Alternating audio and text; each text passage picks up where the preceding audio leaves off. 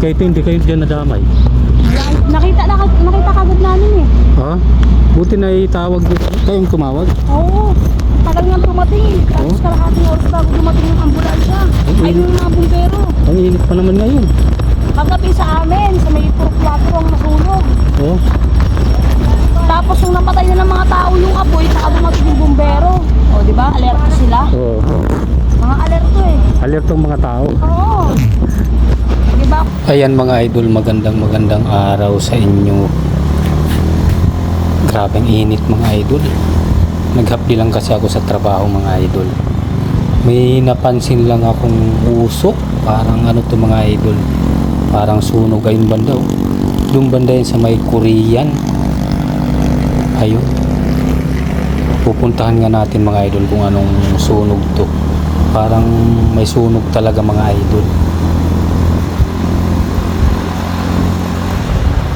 Di lang ako makano, talagang sunog to mga idol, sunog.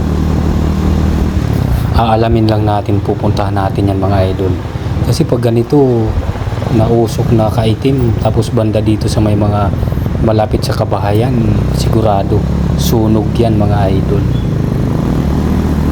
Ayan oh.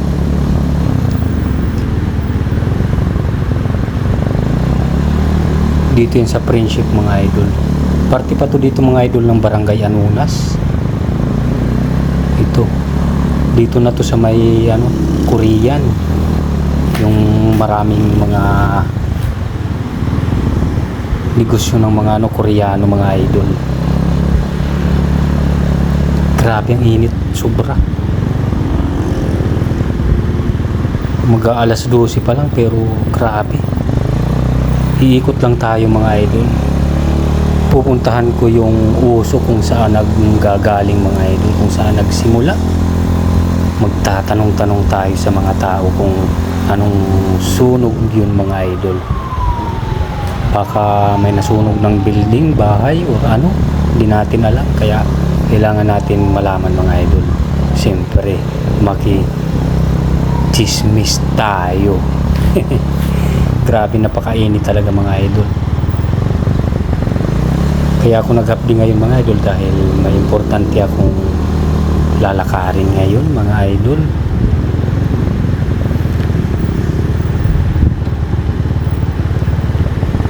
Dito kakanan lang ako mga idol. Ayan.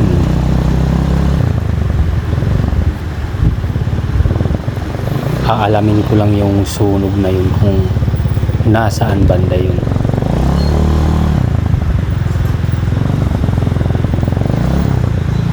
Ayun.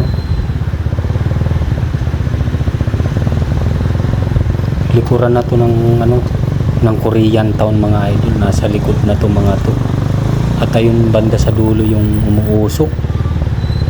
Naharangan lang tayo. Saglit lang mga idol. Easy. Tanong lang ako kay Manong Guard mga idol. Ano yun nasunog dyan po?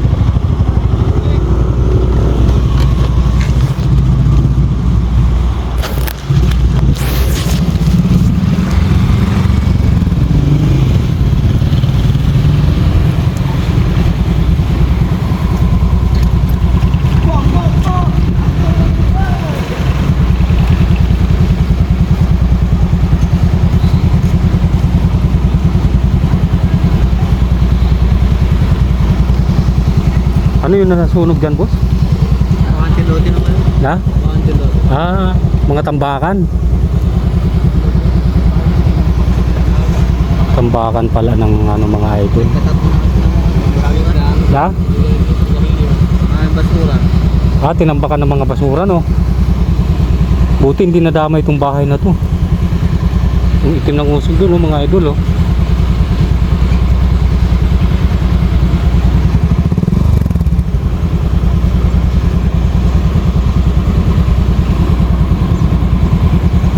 Grabe yung itim ng usok. Yan po mga ano yan dyan. Bakanting lote daw yan. Tapos mga tambakan yan dyan.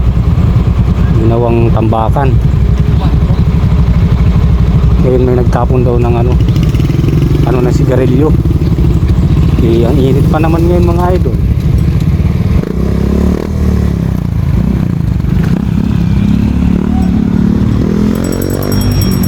May ambulansya na mga idol. Dito yan sa likod ng Korean Friendship. Parte pa to ng Barangay Anunas mga idol.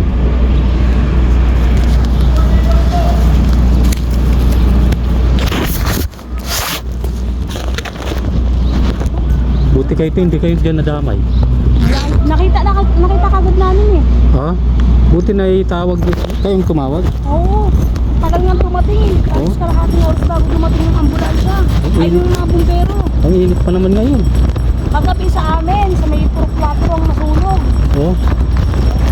Tapos yung napatay na ng mga tao yung apoy, saka dumating yung bumbero. O di ba? Alerto sila. Mga alerto eh. Alerto ang mga tao. Oo. Nag-evacuate talaga lahat ng mga tao sa amin kagabi. Grabe. Lalakas pa yun. Ang lakas ng usok, oh. Lakas ng usok mga idol, oh. Mukhang maano pa yung ikutan natin. Ikutan ko lang mga idol.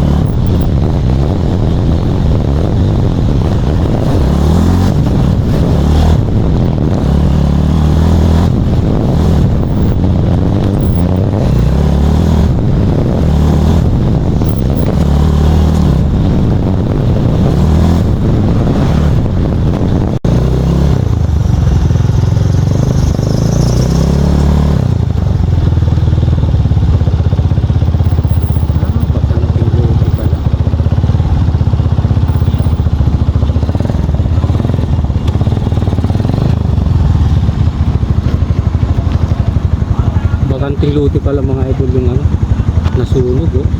Umikot tayo mga idol. Galing ako dun sa kabila. Umikot ako papunta dito. Ayun, mayroon ng mga bumbiro. Yun sila, oh. Oo.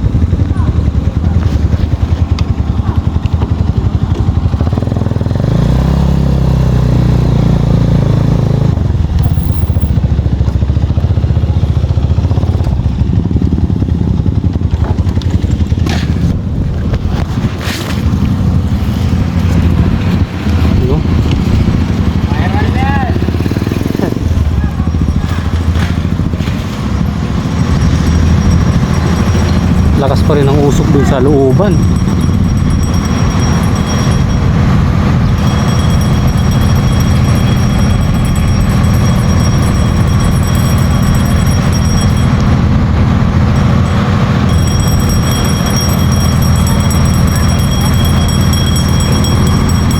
Tambakan pala ng mga basura sa loob mga idol.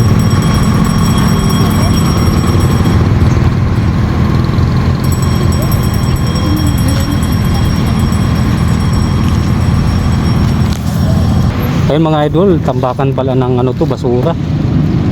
Bakanting lote. Bakanting lote yung nasunog. Kaya pala nagliyab dito.